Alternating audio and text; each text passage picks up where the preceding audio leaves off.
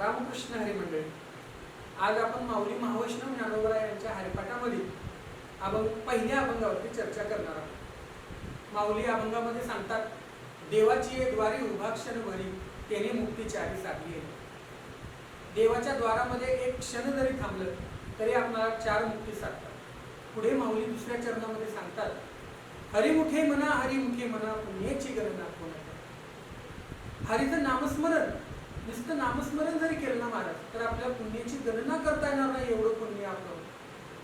पुढे माऊलीला माणसं विचारतात की बाबा आम्ही संसारामध्ये अडकलेले महाराज, तर आम्ही देवाचं नामस्मरण कशा प्रकारे करायचं। तर माऊलीने सांगितले, असोनी संसारी जीवी वेगू करी वेदशास्त्र उभारी बाह्य सदा। तर संसारामध्ये असताना सुद्धा तुमच्या जीवेला म्हणजे जीवेला वेग द्या, नामस्मरणाचा वेग द्या, सतत नामस्मरणामध्ये तुम्ही राहा।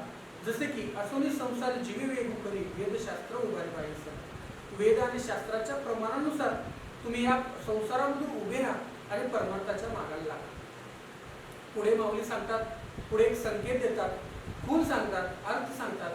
ज्ञानदेव मरे व्यासाची खुना द्वारकेचा राणा पांडवा घरी। ज्ञानदेव महाराज म्हणतात, माऊली म्हणतात की व्यास महर्षीच्या अर्थानुसार संकेतानुसार ते सांगतात की भगवान परमात्मा हे पांडवाच्या पक्षामध्ये राहिले। का राहिले तर ते धर्माच्या मार्गावर होते किंवा धर्माच्या पक्षामध्ये पांडव होते, त्यामुळे भगवान श्रीकृष्ण त्यांच्या पक्षामध्ये होते। तसेच माऊली सांगतात, तुम्ही सुद्धा धर्माच्या मार्गावरती, सत्याच्या मार्गावरती तसेच देवाच्या नामस्मरणामध्ये जर राहिले तर माझा भगवान परमात्मा तुमच्या सोबत कायम राहील आणि तुमच्या पाठीमागं मागे पुढे उभा राहील, सांभाळीत आली आघात निवाराया।